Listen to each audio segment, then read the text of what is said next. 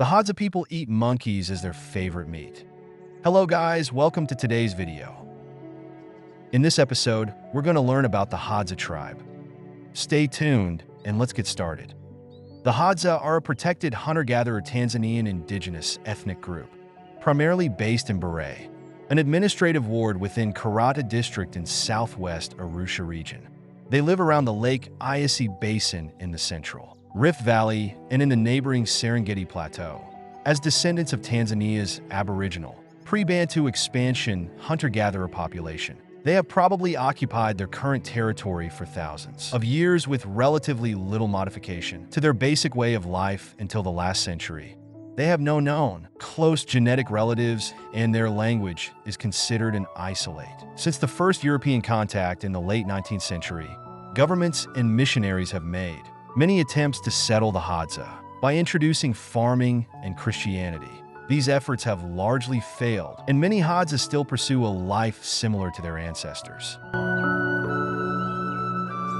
Since the 18th century, the Hadza have come into increasing contact with pastoralists, peoples entering Hadzaland, sometimes declining in population. Tourism and safari hunting have also affected them in recent years. Hey guys, I hope you're enjoying this video. Before we continue, kindly give us a like so it could be recommended for more people to watch and learn. Hadza people traditionally live in bands or camps of around 20 to 30 people, and their social structures are egalitarian and non-hierarchical. Traditionally, they primarily forage for food, eating mostly honey, tubers, fruit, and, especially in the dry season, meat. The contribution of meat to the diet increases in the dry season, when game becomes concentrated around water sources. The Hadza also eat tubers and fruit from baobab trees, which give them about 100 to 150 grams of fiber daily. During the dry season, men often hunt in pairs and spend entire nights lying in wait by waterholes, hoping to shoot animals that approach for a nighttime. Drink with poison bows and arrows. The poison is made of the branches of the shrub Adenium coetaneum. They mostly hunt hyraxes, rats, grass cutters, squirrels, porcupines, monkeys, baboons, and many other animals. The monkeys and baboons are their favorite meat. They like eating their hands and their back parts, especially their buttocks.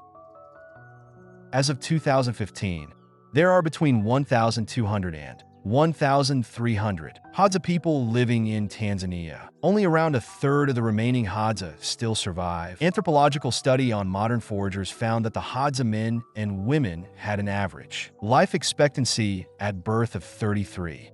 Life expectancy at age 20 was 39, and the infant mortality rate was 21%. More recently, Hadza adults have frequently lived into their 60s, and some have even reached their 70s or 80s. The Hadza do not keep track of time and age exactly as the Western world does. One telling of Hadza's oral history divides their past into 4 epochs, each inhabited by a different culture. According to this tradition, at the beginning of time, the world was inhabited by hairy giants called Akakanabe, meaning first ones, or Jerembe, ancient ones. The Akakanabe did not possess tools or fire. They hunted game by running it down until it fell dead. They ate meat raw. They did not build houses but slept under trees, as the Hadza do today in the dry season.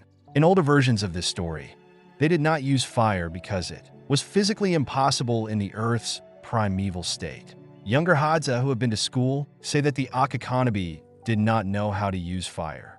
In the second epoch, the Akakanabe were succeeded by the Hadzabe, in-between ones, who were equally gigantic but without hair. Fire could be made and used to cook meat, but animals had grown more wary of humans and had to be chased and hunted by dogs. The Hadzabe were the first people to use medicines and charms to protect themselves from enemies and initiated the Epim rite. They lived in caves. The third epoch was inhabited by the people of Hamaquambe, recent days, who were smaller than their predecessors. They invented bows and arrows, cooked with containers, and mastered the use of fire. They also built huts like those of Hadza today. The people of Hamaquambe were the first of the Hadza ancestors to have contact with non-foraging people, with whom they traded for iron to make knives and arrowheads. They also invented the gambling game Lukachiko. The fourth epoch continues today and is inhabited by the Hamayishanbe. those of today. When discussing the Hadzabe epoch, people often mention specific names and places and can say approximately how many generations ago events occurred. The Hadza do not follow a formal religion, and it has been claimed that they do not believe in an afterlife. They offer prayers to Ashoko, the sun, or to Hain, the moon, during hunts, and believe they go to Ashoko when they die. They also hold rituals such as the monthly Ipim, dance for men at the new moon, and the less frequent Metoko circumcision and coming of age ceremony for women. If you are thinking of visiting Tanzania, make sure you visit the Hadza tribe, experience their traditions and culture. Thanks for watching today's episode. Kindly like, comment, share, and subscribe for more videos on this channel.